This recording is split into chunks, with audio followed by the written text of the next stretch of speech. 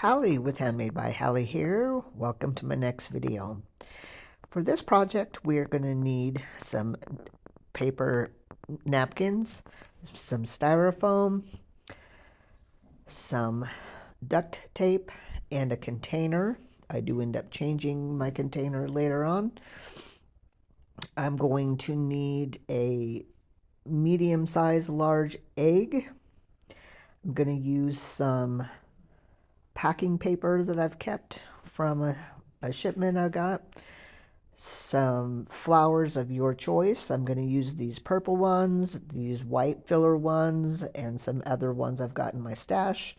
Some wooden skewers, ribbon. I've collected a few different ones. I'm not sure which ones I'll use yet. We'll see what happens when I get there. Some extra greens, some Mod Podge, and some Waverly white paint. Then, of course, things like wire cutters, scissors, and a paintbrush or two. And then I'm going to use this styrofoam cutter to cut our styrofoam. So let's get started. So I'm just going to use the tape and tear off a good section and tear it in half to keep our egg together. Then I'm going to take my paper and rip up a whole bunch of pieces, and then I'll get back to you when I've got that all ripped. You don't need to watch me rip paper. I think we can all figure out how to do that.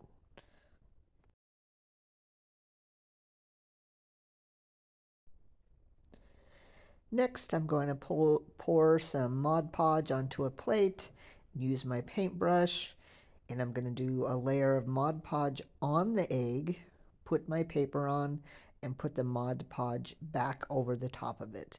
And that's what we're going to do to this entire egg. And the purpose of this step is to cover the egg with the paper so that when I do a white coat of paint, the egg is all one color. Because if I did my napkin over the top of this, you would see all the different colors I've got on here. So if you get a plain white styrofoam egg, you wouldn't have to go through this step or painting your egg white. So this, you just put on one or two pieces at a time. My other purpose is, if you can see at the top, there's a hole. So after that's done, I'm going to separate the rest of my napkin, and then I'm going to tear these into pieces in preparation for doing our decoupage or Mod Podge onto the egg that will be coming up shortly. So here I'm finishing tearing that paper, and here's my egg that I've painted a nice coat of white. And we're going to do the same thing that we did with the white paper. Mod Podge on the egg, pieces of the pink. We're going to do the pink first, and then I'm going to put a layer of Mod Podge over the top. I do end up doing 2 coats of this pink, so it's a nice solid pink with the napkin.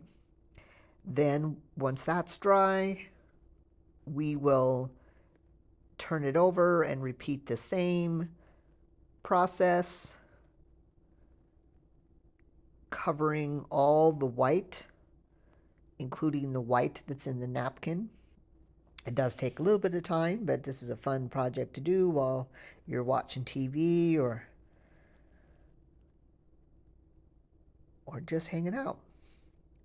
So once this is all covered, then we let that thoroughly dry before going on to the next step.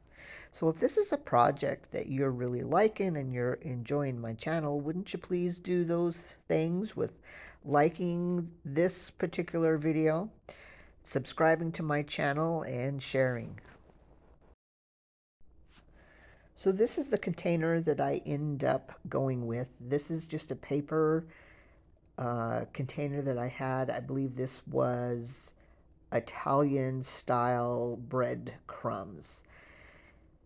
The other container I showed just didn't work for this project. So I cut down my container, then I'm going to cut down my styrofoam to fit inside the container.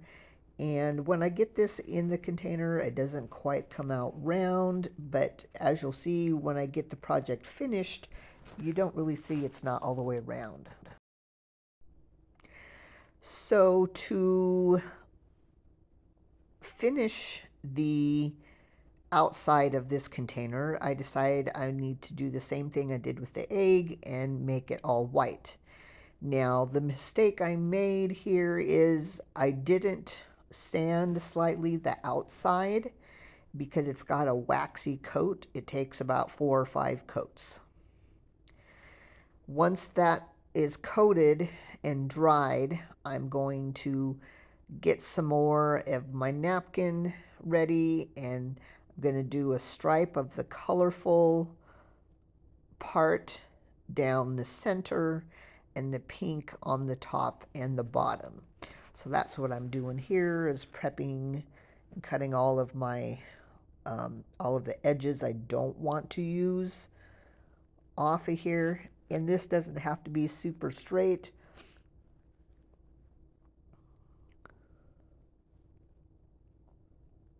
The Mod Podge kind of moves things around anyway. So now we'll take our container, and I decide that's too wide, so I'm going to cut it in half again. And do the same process of doing the Mod Podge on my surface, putting the paper on, and then putting the Mod Podge on the top. You do have to be careful that you don't tear the paper. It is pretty thin at this point.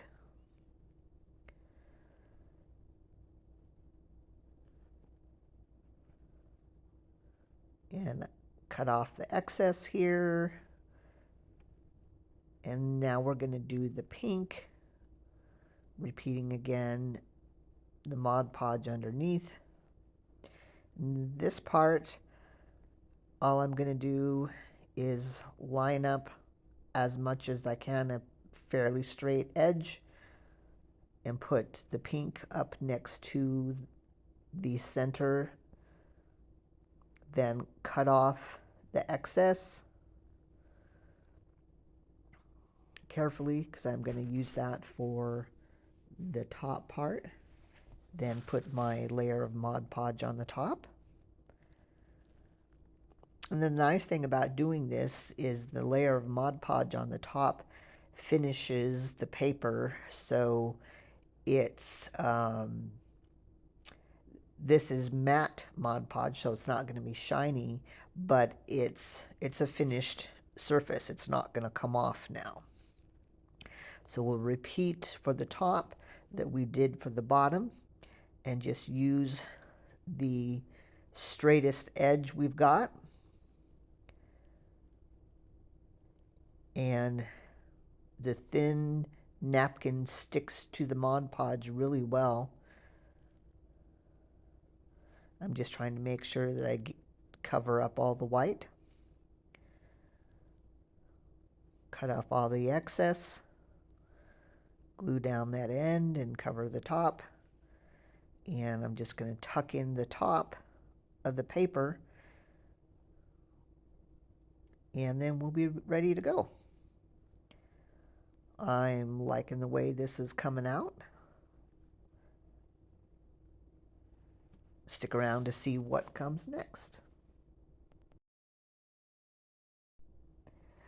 So next I need to cover my styrofoam, and I discovered I was out of moss. So I'm going to go with the plan B. So I have a whole bunch of these eucalyptus leaves, and I'm just going to cut these off the stem and sparingly glue them down. And then while that dries, we're going to decorate our container. I've got this cute brown and zigzaggy natural ribbon I got from the Dollar Tree. I'm going to put 2 rows of this, and then I decided to go with a little bit more at the top. I'm going to go with this pretty velvety blue, and that uses about all of the blue. And as you can see that the container's not all the way around because our styrofoam kind of pushes the container around. But in the end, you will notice you cannot tell that it's not round. So next we're going to take our 4 skewers and we're going to place them as evenly around as we can and make them even as height goes. And I'm going to get out a couple of pieces of painter's tape to help hold the egg and until I get it glued. And the egg goes in here upside down so it looks like a balloon.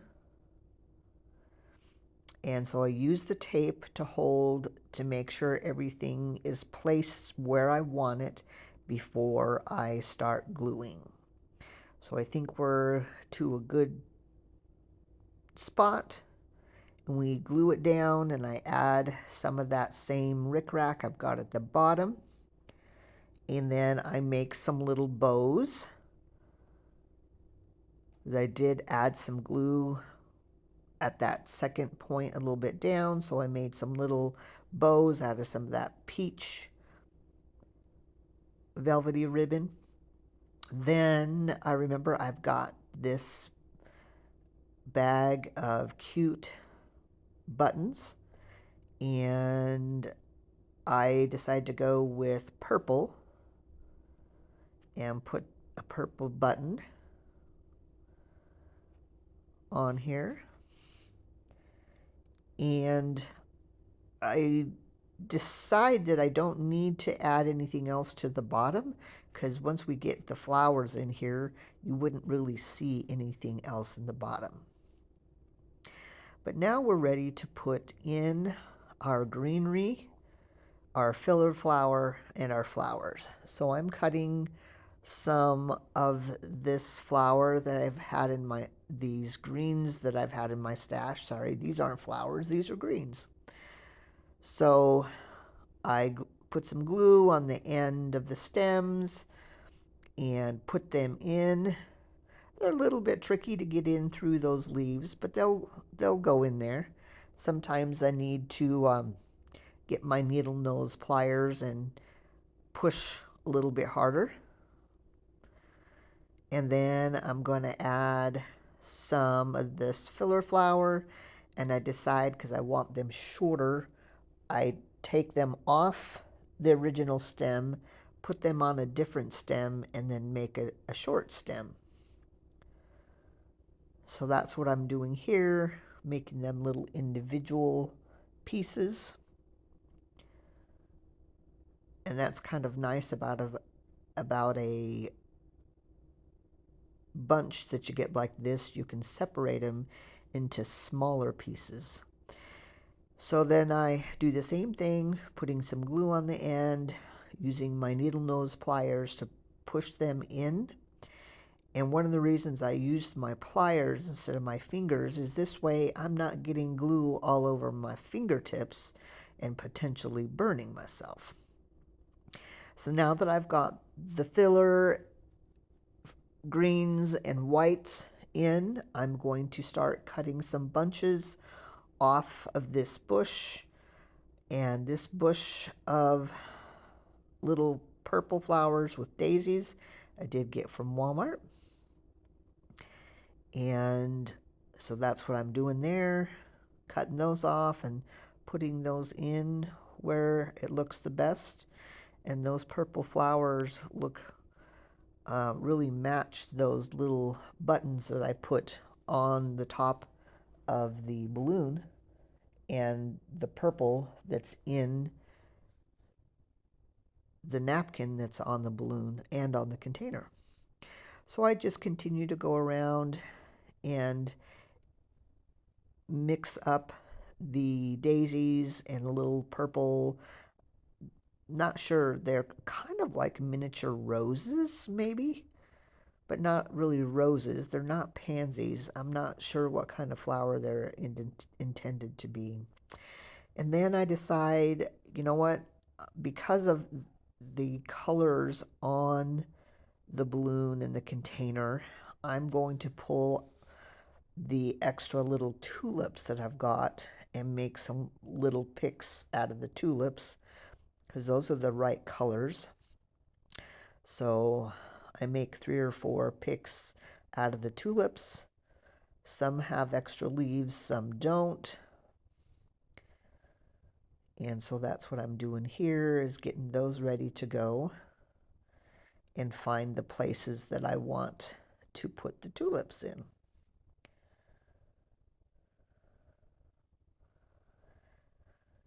So I'm liking the way this is coming together. Hopefully you're enjoying this video. And again, if you wouldn't mind doing all the things, the liking, the commenting, the subscribing, and the sharing, I would greatly appreciate it. So now I'm just going in and filling any empty spots. I've got a couple extra pieces of greenery that's kind of hanging down a little bit. So I clip those and put those in. And then I'm happy with that.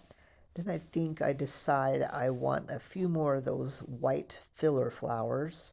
Oh, before I do that, I decide I want one more set of those tulips, kind of in the center. But the stem that the tulips came on was kind of bent, so I needed to replace it.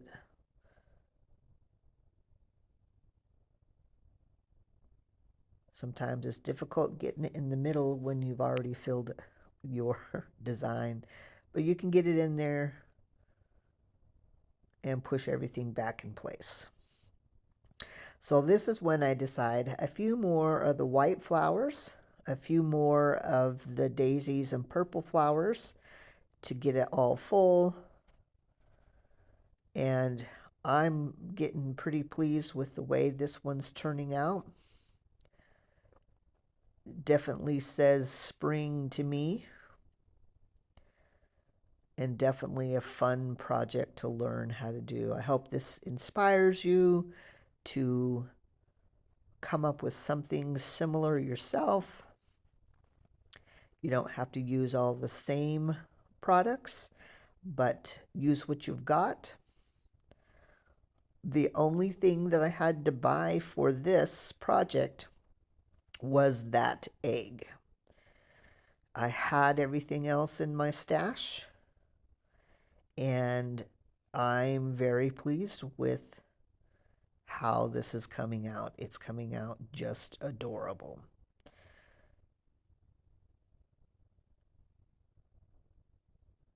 And these ones, I don't need to add them to a stem because I'm able to just lay them in and stick them to everything. So here is the project done.